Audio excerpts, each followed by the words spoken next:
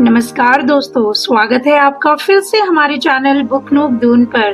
क्या आपने कभी ऐसा सपना देखा है जिसे लोग नामुमकिन कहकर हंस देते हैं? एक ऐसा सपना जो आपके दिल में जलती आग की तरह रहता है, पर दुनिया कहती है छोड़ दो, ये तुम्हारे बस की बात नहीं। अगर हाँ, तो आप बिल्कुल सही वीडियो देख रहे हैं, क्योंकि आज की कहानी सिर्फ डॉक्टर एपीजे अब्दुल कलाम की जिंदगी नहीं, आपकी जिंदगी का आईना भी है।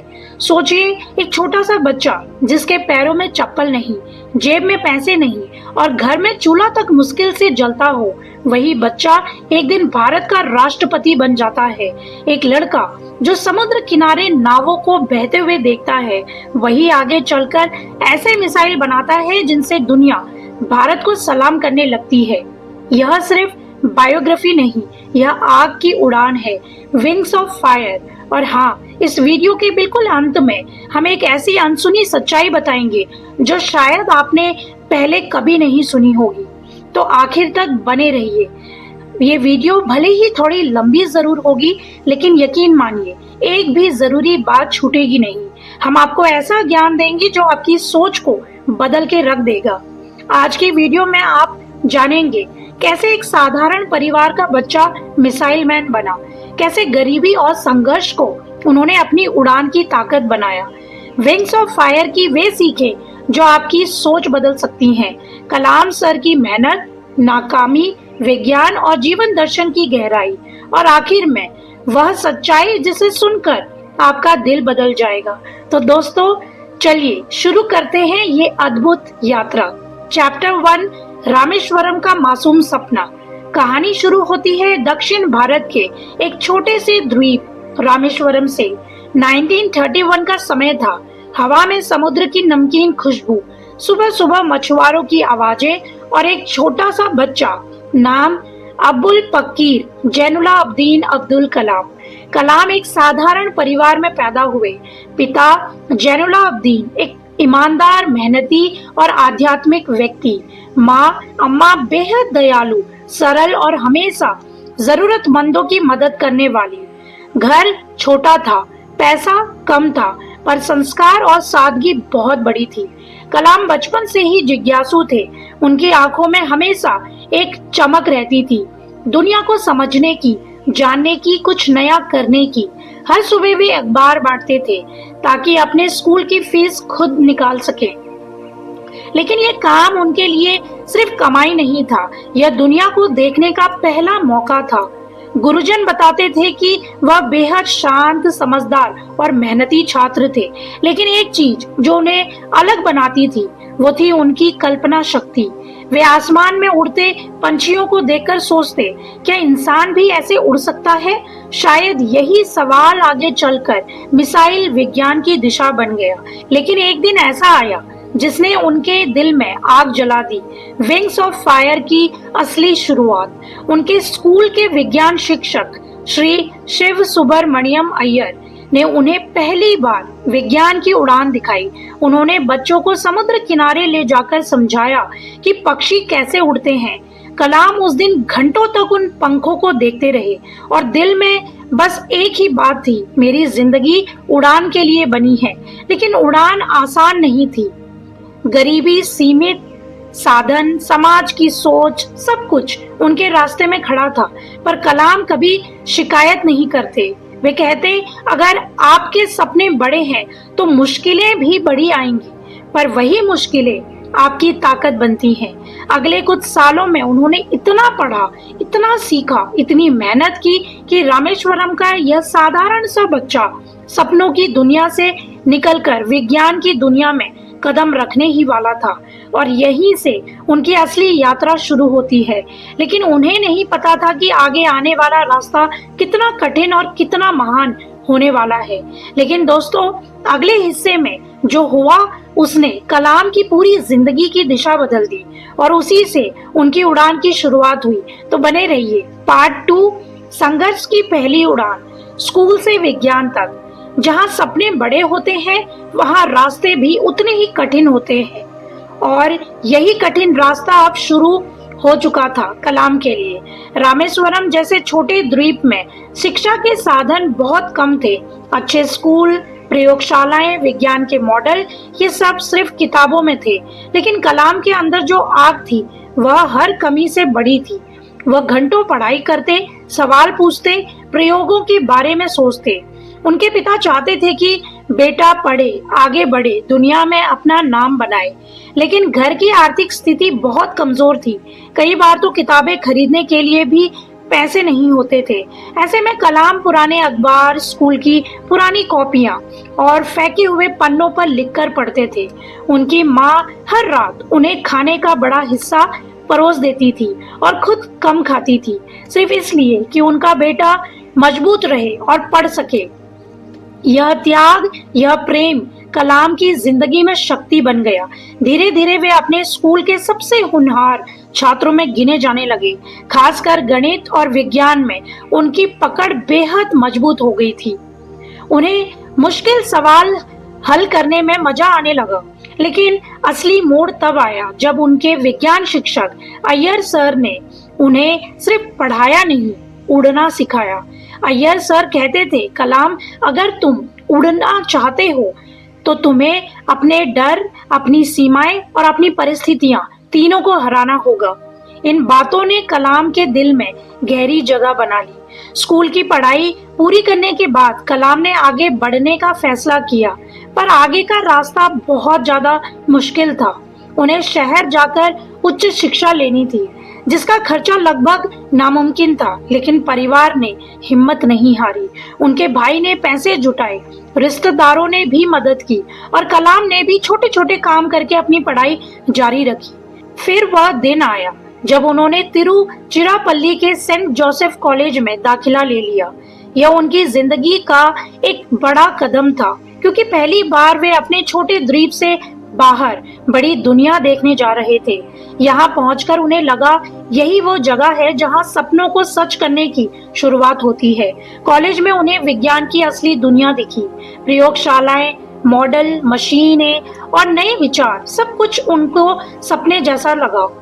लेकिन रास्ता अभी आसान नहीं था। कई बार उनके पास खाने तक के पैसे नहीं होते थे, लेकिन उन्होंने कभी भी हार नहीं मानी। वे कहते थे, मुश्किलें आएंगी लेकिन मैं रुकूंगा नहीं। लेकिन दोस्तों, कलाम की असली परीक्षा अभी बाकी थी। आगे जो होने वाला था उसने उनके करियर की दिशा हमेशा के लिए बदल दी। तो बने रहिएगा, क्योंकि अब असली उड़ान शुरू होने वाली है। चैप्टर 3, सपनों की दिशा।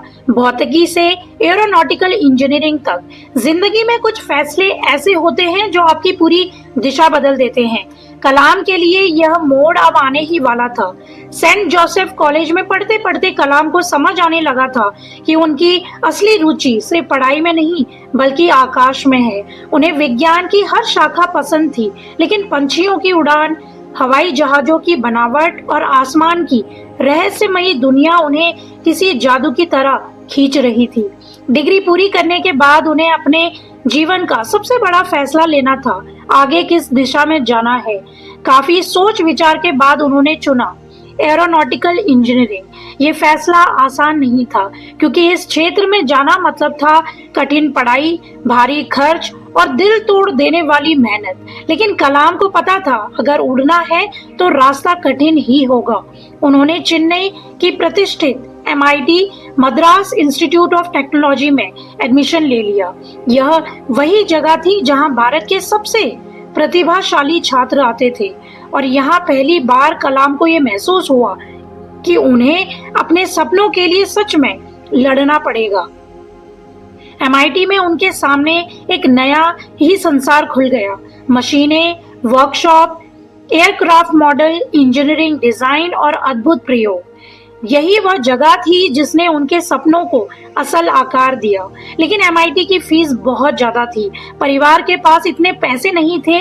इस बार उनके बड़े रिश्तेदार आगे आए और अपनी मेहनत की कमाई से उन्हें पढ़ाया।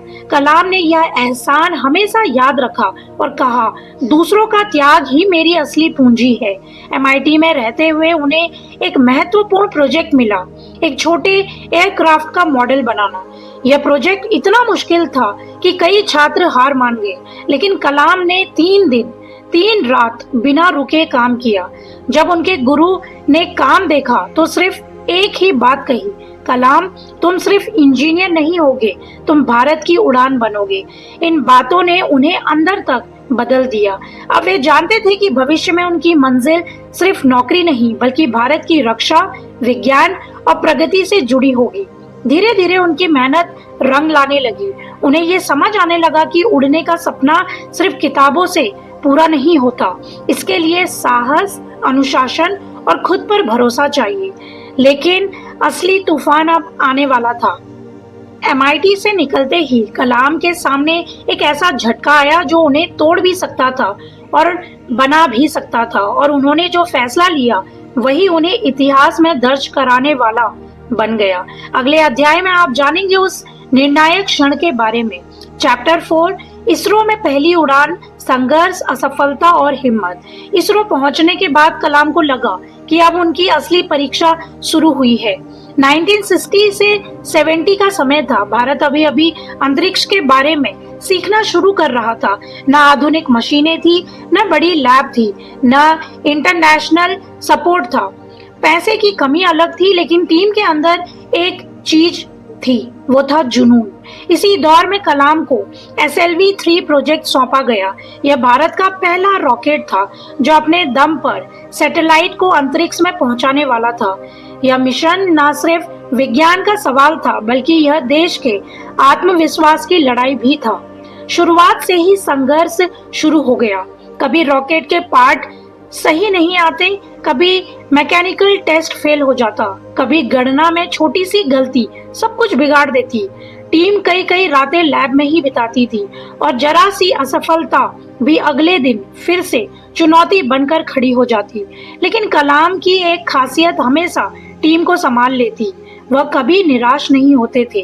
वे कहते, गलतियां वैज्ञानिकों की दुश्मन नहीं होती, वही उन्हें मजबूत बनाती हैं। धीरे धीरे टीम आगे बढ़ती रही। सबके दिल में एक ही सपना था, भारत को अंतरिक्ष में पहुंचाना है। फिर आया 1979 का ऐतिहासिक दिन, SLV-3 का पहला लॉन्च। देश की नजरें टिकी थी। काउंटडाउन शुरू हुआ। रॉकेट आसमान में उड़ा, लेकिन कुछ ही मिनटों में तकनीकी गड़बड़ी के कारण मिशन असफल रह गया। उस एक पल ने पूरी टीम को तोड़ दिया। कुछ लोग रो पड़े, कुछ खामोश हो गए। मीडिया लगातार सवाल पूछ रही थी, क्या भारत अंतरिक्ष में सफल हो पाएगा? लेकिन उसी समय एक महान घटना हुई। इसरो के चेयरमैन प्रो सत्यनारायण सबके सामने आए और बोले, इस असफलता की पूरी जिम्मेदारी मेरी है। अगली सफलता आप सबकी होगी। यह सुनकर कलाम भीतर तक हिल गए। उन्होंने ये डिसाइड किया कि अब यह मिशन किसी भी हाल में सफल करना है। और दोस्तों, यही फैसला आगे चलकर भारत की पहली बड़ी अंतरिक्ष जीत की वजह बना। अब कहानी उस मोड़ पर पहुंचने वाली है जहां भारत इतिहास लिखेगा। आगे वाले अध्याय में असली चमत्कार होगा, SLV-3 की वह सफलता जिसने भारत को अंतरिक्ष युग में पहुंचा दिया। चैप्टर 5, भारत की पहली बड़ी अंतरिक्ष जीत, SLV-3 की सफलता। 1979 की असफलता ने पूरे इसरो को हिला दिया था, लेकिन कलाम ने उसी असफलता को अपनी ताकत बना लिया। उनकी टीम में किसी के मन में डर था, किसी के मन में शक था, लेकिन कलाम हमेशा कहते थे, हम असफल हुए हैं, खत्म नहीं हुए, अगली बार जीत हमारी होगी। बस फिर क्या था, पूरी टीम दोबारा मैदान में उतर गई। अब हर छोटी गलती को पकड़कर सुधारा गया, हर टेस्ट नए नजरिए से किया गया और हर इंसान एक ही सोच के साथ काम कर रहा था, इस बार करना है और सही करना है। कलाम खुद सबसे पहले लैब पहुंचते और सबसे आखिर में निकलते। टीम टूटने लगे तो उन्हें हौसला देते। वो कहते, रॉकेट से पहले हमें खुद को लॉन्च करना होता है। आखिरकार महीनों की लगातार मेहनत के बाद वह दिन आ गया। 18 जुलाई 1980 दूसरा लॉन्च तैयार था, SLV-3 Rohini satellite mission. Launch pad पर खामोशी थी, लेकिन उस खामोशी में हजारों सपनों की धड़कनें छिपी थी। काउंटडाउन शुरू हुआ। 10, 9, 8 लोग अपनी सांसें रोककर खड़े थे। 3, 2, 1 और रॉकेट आसमान की तरफ उड़ गया। इस बार मजबूत, संतुलित और बिल्कुल सही दिशा में। मिनट बीतते गए और फिर वह ऐतिहासिक घोषणा हुई, रोहिणी सैटेलाइट पृथ्वी की कक्षा में सफलतापूर्वक स्थापित। बस दोस्तों, उस एक पल में भारत बदल गया। लैब में हर वैज्ञानिक खुशी से रो रहा था। टीम एक दूसरे को गले लगा रही थी। मीडिया हैरान थी और कलाम शांत खड़े आसमान को देख रहे थे, जैसे वो कह रहे हों, मेरे देश की उड़ान शुरू हो गई। इस सफलता ने भारत को उन देशों की सूची में ला खड़ा किया जो अपनी तकनीक से अंतरिक्ष तक पहुंच सकते थे। यही वह जीत थी जिनसे कलाम की पहचान दुनिया के सामने रख दी गई। और दोस्तों, असली यात्रा तो अब शुरू होने वाली थी, क्योंकि अब कलाम डीआरडीओ और मिसाइल प्रोजेक्ट्स में कदम रखने वाले थे। जहां असफलताएं बड़ी थी, लेकिन सफलताएं उससे भी बड़ी। चैप्टर 6, भारत की सबसे बड़ी सफलता, SLV-3 की ऐतिहासिक उड़ान।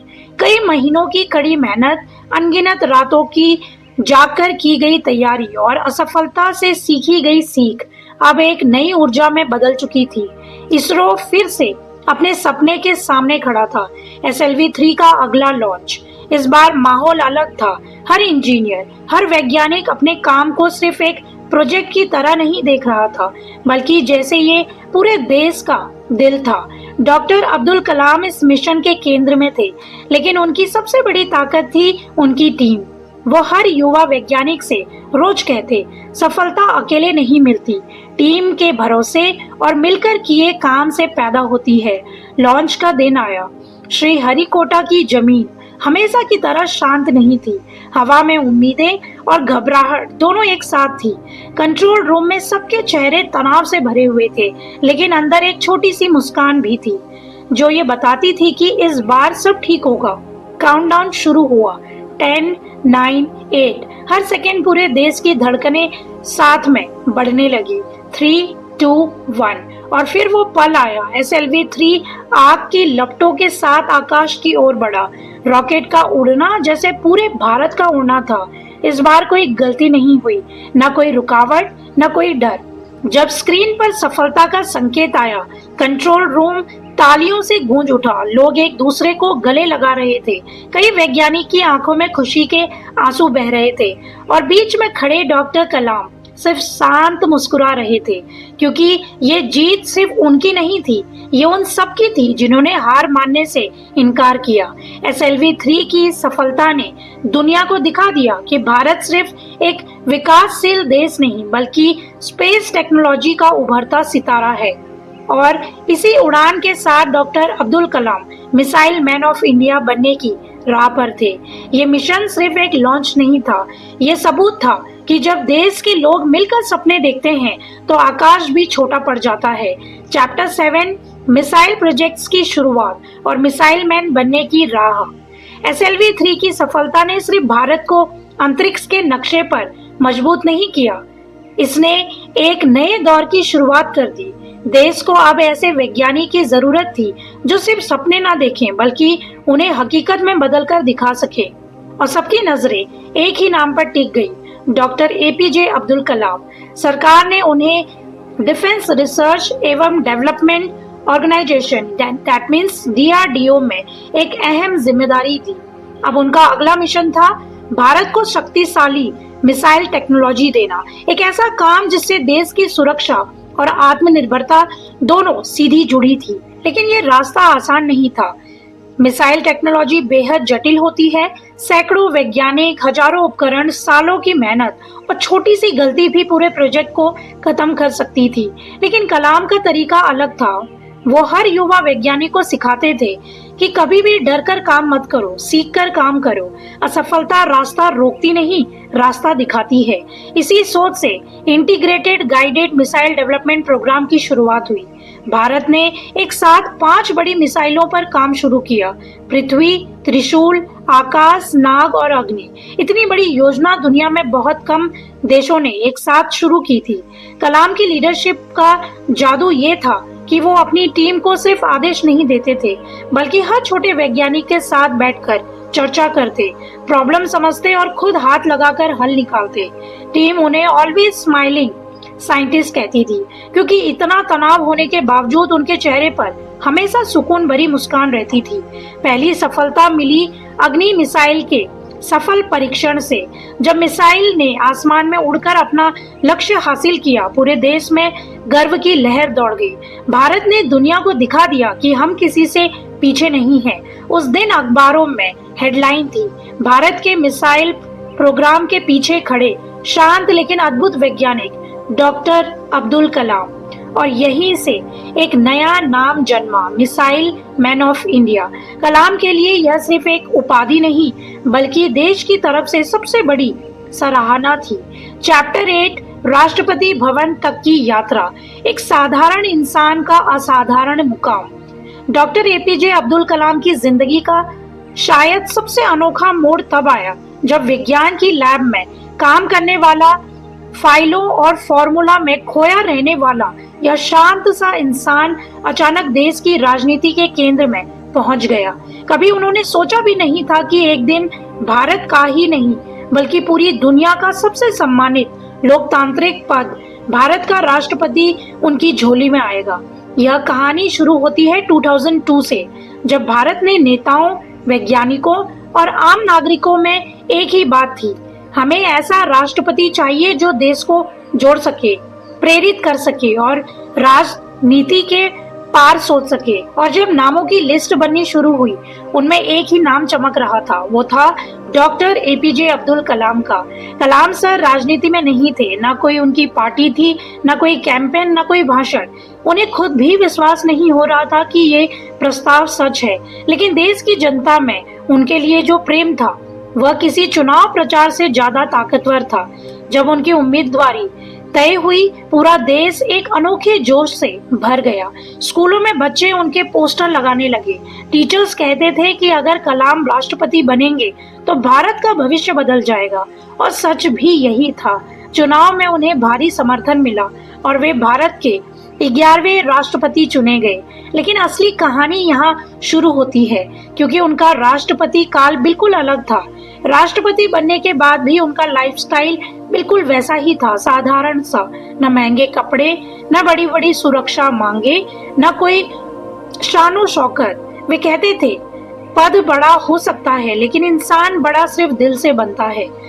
वो बच्चों से मिलते, स्कूलों में जाते, हजारों चिट्ठियों का जवाब लिखते। राष्ट्रपति भवन के अधिकारियों ने कई बार उनसे कहा, सर आप बहुत काम कर रहे हैं, थोड़ा आराम कर लीजिए। पर वे मुस्कुराकर कहते, मेरी असली ऊर्जा तो बच्चों के सपनों से मिलती है। उनका राष्ट्रपति काल सिर्फ राजनीति नहीं था, ये वो दौर था जब भारत ने इस पद को एक वैज्ञानिक, एक शिक्षक और एक सपने देखने वाले इंसान की तरह देखा। और अगले अध्याय में आप जानेंगे कैसे राष्ट्रपति पद के बाद भी उन्होंने देश को बदलने का काम जारी रखा और कैसे वह पीपल्स प्रेसिडेंट बने। चैप्टर 9, पीपल प्रेसिडेंट बनने की असली कहानी। राष्ट्रपति का कार्यालय खत्म होने के बाद बहुत लोग आराम करते हैं, किताबें लिखते हैं या विदेश यात्राओं में लग जाते हैं, लेकिन डॉक्टर एपीजे अब्दुल कलाम की सोच ही कुछ और थी। उनके लिए असली काम तो अब शुरू हुआ। राष्ट्रपति भवन छोड़ने के बाद लोग ये सोच रहे थे कि वे अब धीरे धीरे सार्वजनिक जीवन से दूर हो जाएंगे, लेकिन कलाम सर ने एक ऐसा फैसला किया कि जिसने उन्हें हमेशा हमेशा के लिए पीपल्स प्रेसिडेंट बना दिया। उन्होंने खुद कहा था, अब मेरी असली जगह बच्चों के बीच है। और सच में वे देश भर के स्कूलों और कॉलेजों में घूमने लगे। कहीं 8वीं क्लास के बच्चे उनका इंतजार कर रहे होते थे, तो कहीं इंजीनियर कॉलेज के युवा उनसे मिलकर रो पड़ते। उनकी लोकप्रियता का कारण सिर्फ उनकी मिसाइलें नहीं थी, बल्कि उनका दिल था। उनकी बातें सीधी लगती थी, सरल होती थी और हर लाइन में एक नई आग होती थी। वे हर बच्चे को सिर्फ एक बात कहते, सपना वो नहीं जो रात में आता है, सपना तो वो है जो सोने नहीं देता। उनकी उपस्थिति में बच्चे खुद को महत्वपूर्ण, काबिल और किसी बड़े लक्ष्य के लिए बना हुआ महसूस करते थे। यूनिवर्सिटी में पढ़ाते समय वे छात्रों से कहते, अगर आप में जज्बा है तो भारत को बदलने से कोई नहीं रोक सकता। और यह सिर्फ बोलना नहीं था, वे सच में हर बच्चे की बात सुनते, चिट्ठियों का जवाब देते, संस्थान बनाते, प्रोजेक्ट शुरू करते और युवाओं के लिए providing urban amenities to rural areas जैसा बड़ा मॉडल तैयार करते। उनके लेक्चर जहां भी होते हॉल खचाखच भर जाता। लोग कहते कलाम सर सिर्फ दिमाग नहीं बदलते हैं बल्कि दिल भी बदल देते हैं। इसलिए वे केवल एक पूर्व राष्ट्रपति नहीं थे, वे देश के करोड़ों दिलों के राष्ट्रपति थे। पद भले बदल गया लेकिन उनकी जगह लोगों के दिलों में और भी गहरी होती गई। वे कहते थे मेरी उम्र चाहे जो हो जाए, मैं युवाओं के साथ रहकर ही जवान रहूंगा। और अगले अध्याय में हम जानेंगे वो आखिरी दिन जब यह महान इंसान अपनी ही सबसे प्यारी चीज करते हुए इस दुनिया से विदा हो गया। चैप्टर 10 अंतिम उड़ान, वह दिन जिसने पूरे भारत को रुला दिया।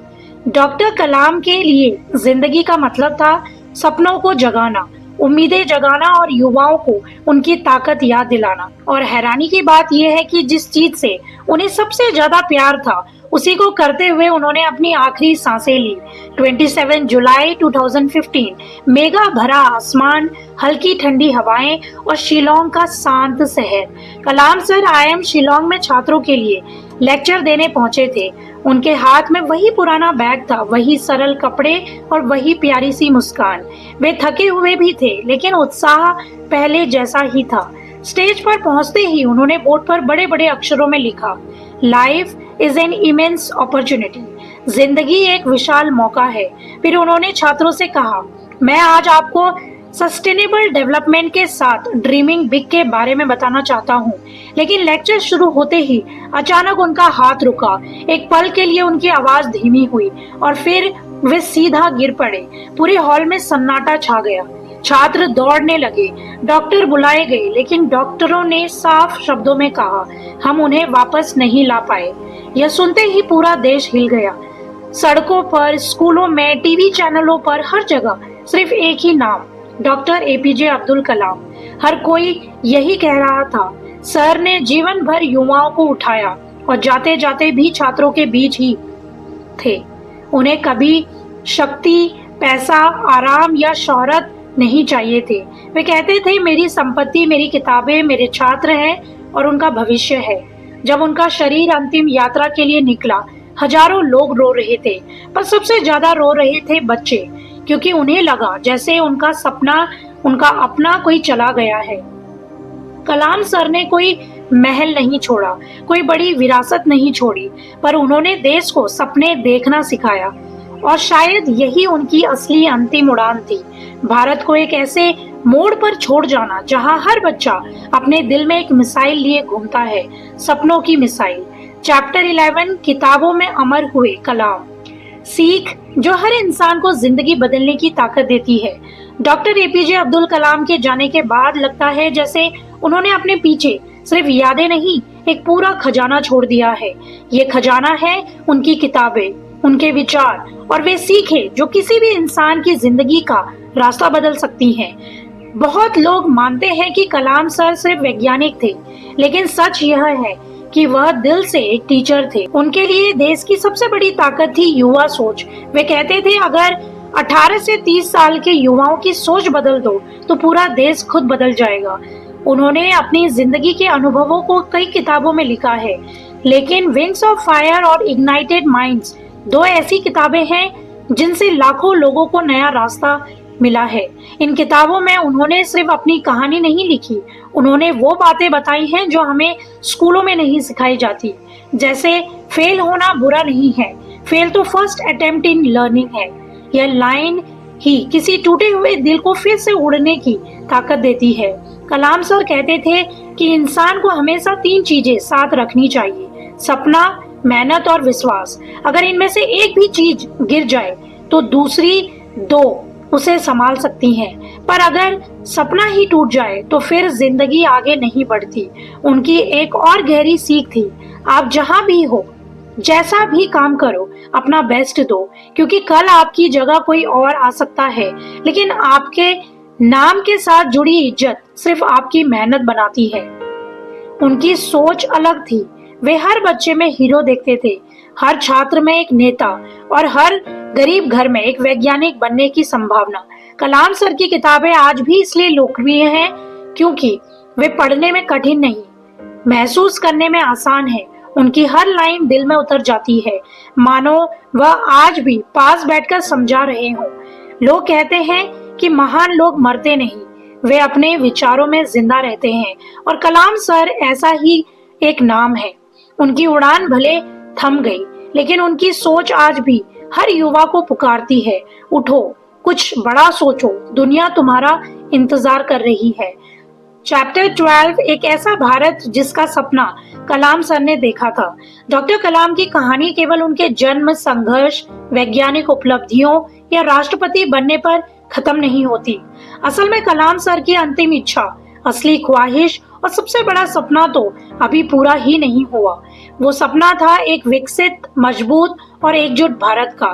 कलाम सर हमेशा कहते थे, भारत को बदलने के लिए सरकारें नहीं, हम जैसे आम लोग जिम्मेदार हैं। उनका मानना था कि भारत की ताकत खेतों में काम करने वाला किसान है, क्लासरूम में बैठा एक बच्चा है, अपने परिवार के लिए संघर्ष करता युवा है, और वह माँ जो अपने बच्चे को ईमानदारी का पहला पाठ पढ़ाती है। वे कहते थे कि भारत तभी विकसित होगा जब हर बच्चे को अच्छी शिक्षा मिले, हर इंसान अपने काम को ईमानदारी से करे, टेक्नोलॉजी को देश के भले के लिए इस्तेमाल किया जाए और युवा नौकरी तलाशने वाले नहीं, नौकरी बनाने वाले बने। कलाम सर पास्ट में नहीं रहते थे, वे हमेशा फ्यूचर की सोचते थे। उनके मुताबिक भारत को 21वीं सदी में सुपर पावर बनने का हक है, बशर्ते हम खुद को बदलने का साहस रखें। उनके दिल में युवाओं के लिए एक खास संदेश था, डर मत। डर तुम्हें छोटा बनाता है, सपने तुम्हें बड़ा बनाते हैं। आज भी जब कोई युवा डरता है, टूटता है, हार मानता है, तो कलाम सर की यह आवाज उसे फिर खड़ा कर देती है। वे यह भी मानते थे कि भारत को आगे बढ़ने से सबसे ज्यादा रोकने वाली 3 चीजें हैं, भय, आलस और नकारात्मक सोच। और अगर यह तीनों खत्म हो जाए तो भारत को कोई नहीं रोक सकता। कलाम सर का सपना बहुत बड़ा था, लेकिन उसे पूरा करने का रास्ता बहुत सरल। हर इंसान अपने हिस्से की अच्छाई करे। वे कहते थे, आपको महान बनने से कोई नहीं रोक सकता सिवाय आपके खुद के। यही वजह है कि करोड़ों लोग आज भी उन्हें सिर्फ मिसाइल मैन नहीं, बल्कि ड्रीम मैन ऑफ इंडिया मानते हैं। कलाम सर उड़ गए, लेकिन एक पूरा देश उनके सपनों का भार लिए आज भी खड़ा है, और शायद यही हमारी असली जिम्मेदारी है, उनके सपने को हकीकत बनाना। दोस्तों, अगर कलाम सर की यह यात्रा आपको थोड़ी सी भी हिम्मत, थोड़ी सी भी रोशनी दे पाई, तो इस वीडियो को लाइक करके हमें बताइए कि आप भी अपनी उड़ान शुरू करने के लिए क्या तैयार हैं? कमेंट में जरूर लिखिए आज की कहानी का कौन सा पल आपके दिल में बस गया। और हाँ, हमारी अगली वीडियो में हम एक ऐसी जिंदगी की कहानी लाने वाले हैं जो आपकी सोच की बुनियाद हिला देगी। मिस मत करना। दोस्तों, याद रखिए, सपने खुद नहीं उड़ते, उन्हें उड़ाना पड़ता है। हम मिलेंगे अगली वीडियो में, तब तक बढ़ते रहिए, चमकते रहिए।